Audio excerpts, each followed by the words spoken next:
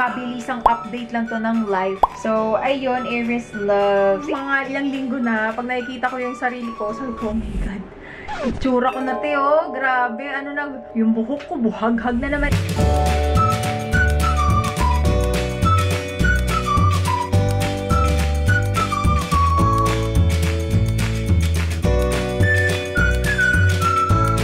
Pala, update siya look. So, 3 weeks na kaming walang production. So, meron lang kaming mga inaayos internally. Basta madami pang mga pangyayari, Aries loves.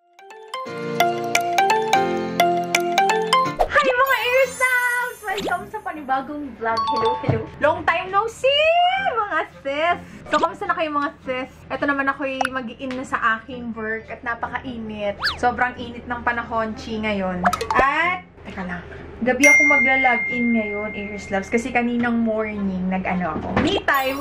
Ang saya. At ako ay, after siguro mga 2 years na rin ata, or 1 year mahigit na ako, hindi nakapagpa-nails. So, finally, nakapagpa-nails ako kasi naghahanap ako ng mag-tutor kay Sky. Dito malapit sa amin. Kasi, ayun, isa pa yun sa mga dahilan, yung mga pinagtuunan ko ng pansin. Sa mga panahong hindi ako nakapag-vlog, yung homeschool ni Sky, meron kasi kaming hinahabol na timeline. So, before July 1, kailangan matapos ko na yung, hindi naman siya report parang matapos na namin yung mga lesson ni Sky kasi start na ng panibagong school year. So, medyo late kami nakapag-start. Hindi pala medyo. Late kami nakapag-start ng homeschooling. Kaya, medyo kailangan mas mabilis yung mga kilos, ganyan. But so far, mukhang nag-e-enjoy naman si Sky. Mas naiintindihan niya daw ngayon. So, tsaka ko na lang e-elaborate yung homeschool ni Kuya Sky sa ibang video. So, more on mabilisang update lang to ng life. So, ayun, Aries loves.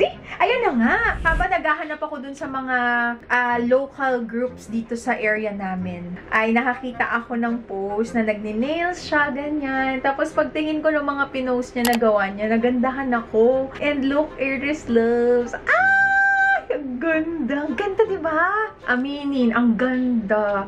Ano siya, mabusisi siya maggawa. Tsaka, ang tawag dito, pulido. Yun yung perfect term. Pulidong gumawa si ate. Kaya sabi ko, ate, ang galing. Considering na parang 3 months pa lang daw niya tong ginagawa. Pero, nakapag-practice siya sa sarili niya. Ang ganda. Binigyan ko lang siya ng parang nail inspo. Ang nakakatawa. First time ko nakapagpa-nails na home service na gumawa siya ng parang dummy. Dummy nails. Meron siyang fake nails, tapos ganito yung ginawa niyang design. Sabi niya, eto pong design, okay na po ba to? Sabi ko, ay, yan yung nasa, nai-imagine ko. Kaya ayun, pinush namin. So, kumuwala ako sa Pinterest na medyo katulad na to. So, ito yung na-achieve. Ang ganda! Sobrang ganda!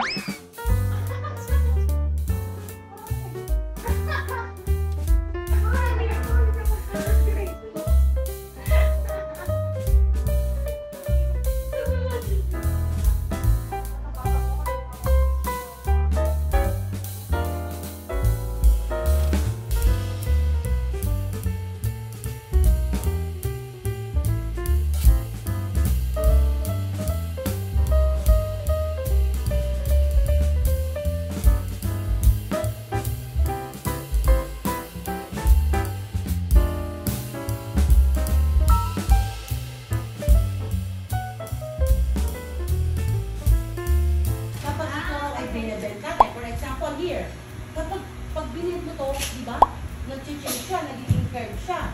Diba? Ano ba yung object na pwede natin i-press kapag, ano? Like paper. I-press natin siya, press. Go. Hinihila natin siya. Like ano? Ano pwede natin hilahin? Magbigay ka sa akin example. Towel. Towel? Nahihila ba yun? Stretch. Oo, nahihila natin. Ha? Slime. Ha? Slime. Okay, ano pa? Oo. Hindi natin magagawa yan kung hindi natin I don't know, my love. Naka-shape siya, diba?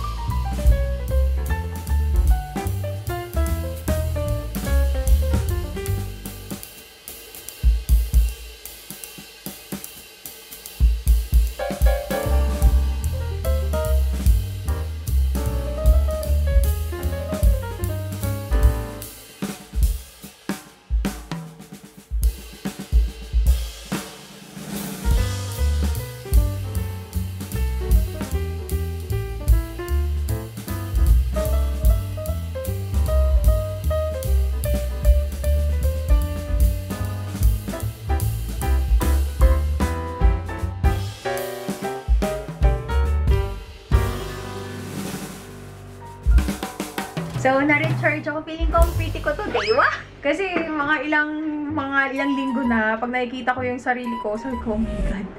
Itsura ko na, Teo. Grabe. Ano na, yung buhok ko, buhag-hag na naman. And, as you can see, nakapagpakulay na ako uli. Sakto din kasi natapos ko nang linisin tong office ko. Nakakita ako ng box ng pangkulay. Binili pa yun ni tatay siguro mga ano na. Nung January pa ata, binili yun. Pagtingin ko, hindi pa naman siya expired. So, labor na lang yung binayaran ko. Kaya, wala na yung mga sumpang puting buhok. Hala! Tatay, nagkasya yung anak ko. Nagkasya siya dito.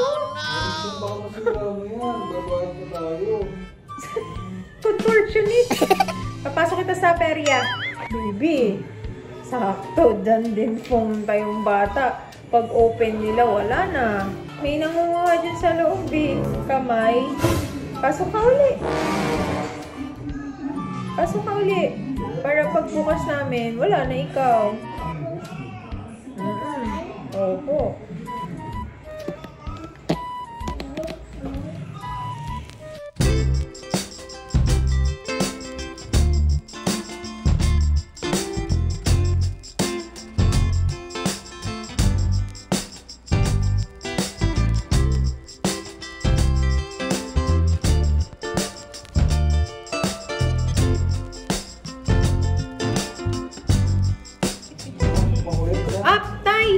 Plancha baka mabagsak. Kasi kuya sa'yo. Saan? Kala ko, mainit yan. Sabi mo ka yan. Tara, uwi tayo. Ito na, uwi na kami. Bye-bye, San. Pinabili ko. Pinabili na.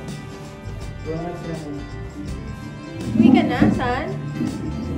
So, ayan. Ngayon, black na siya ulit. Tapos, nagpa-trim ako para maganda na siya ulit. Neat na siya ulit tignan kasi tumitikwas-tikwas na siya. So, umiksi na naman siya ulit. Pero, I like it. Medyo gusto ko na yung ganitong buhok. Lalo na ngayon na pagkainit-init. Diyos ko, Lord! Meral ko.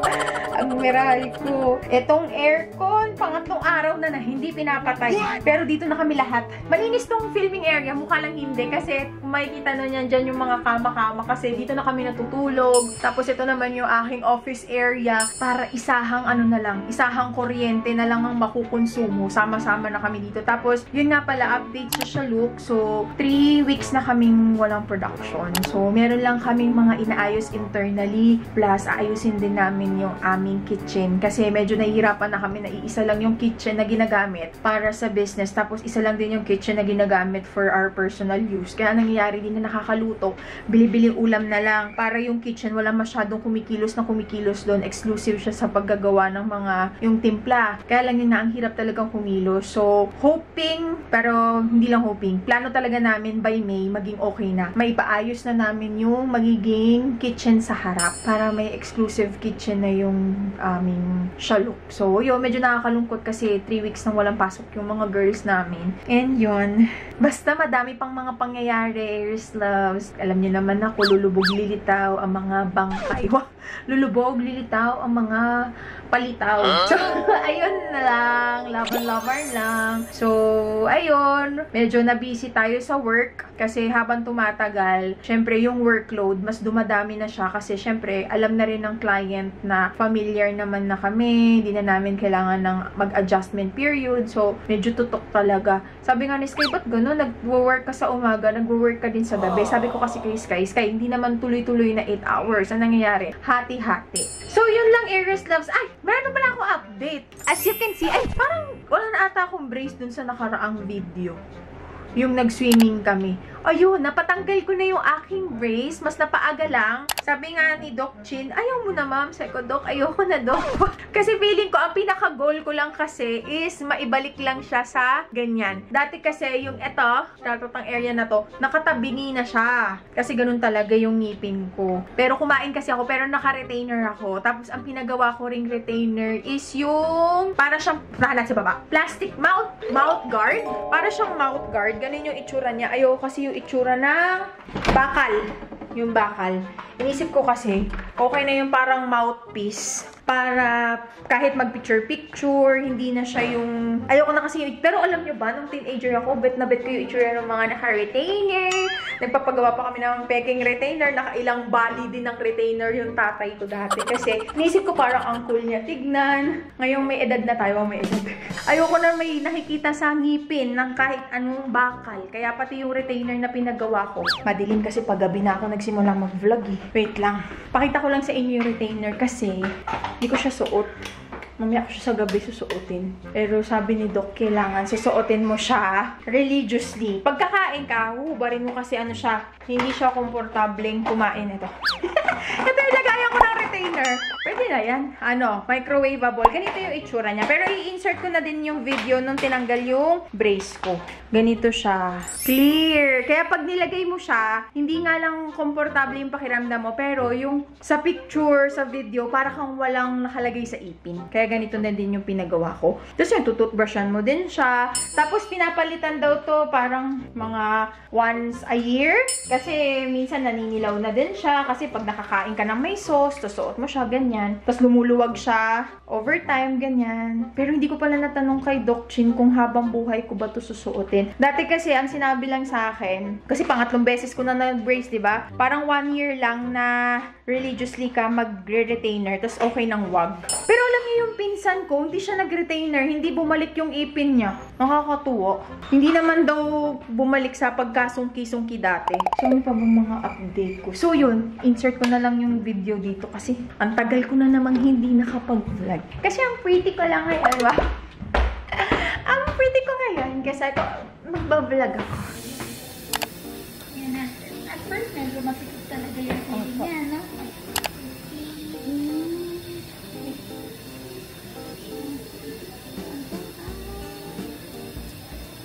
Pakisip-sip na po muna. Okay? Masigip siya. Parang pinakabi yung teeth. Okay? Kasi the more na diba retainer, since removable, pag kumakain, brushing, tinatanggal siya. The more na kinakabit, tinatanggal, medyo lumuluwag po kasi slight. Kaya that's why on the first time, medyo masigip lang po talaga. Nakasiptaba.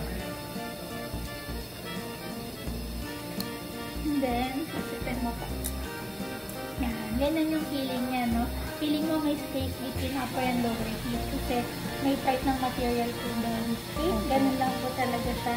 And then, pag kumakain, and then, nag-brush, patanggalin mo po. Okay. Tapos, tuwing kailan po kayong papalitan? Papalitan, usually, kung kaya ng every year, then matagal din. Matagal din siya. Kung medyo ayaw mo na ng color niya, kasi since hindi siya clear lang siya, di ba usually, alam mo yung mga clear na Naninilodo. oo, naninilaw lang yung mga clear na leather. Parang ganyan din, kasi clear lang din po siya. Yes po. Opo. Sige nga po. Yan. Okay naman po yung bite mo. Okay. May masakit po ba? Hindi naman. Tingnan ko Masikip lang daw. Yo, masikip talaga, no? Kasi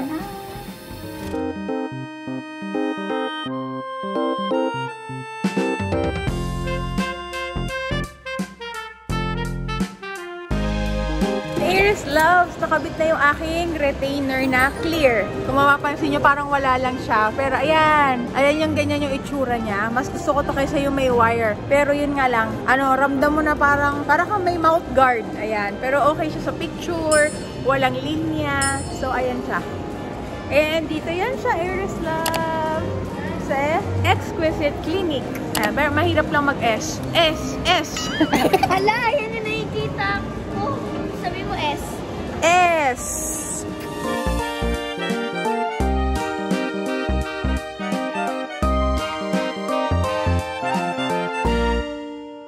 Nag-me time talaga ako ngayong araw. Thank you so much, Tatay Luke. Si Tatay Luke? Si Tatay Luke? Tatay Lukes. Babae na ako. Ito yung mga...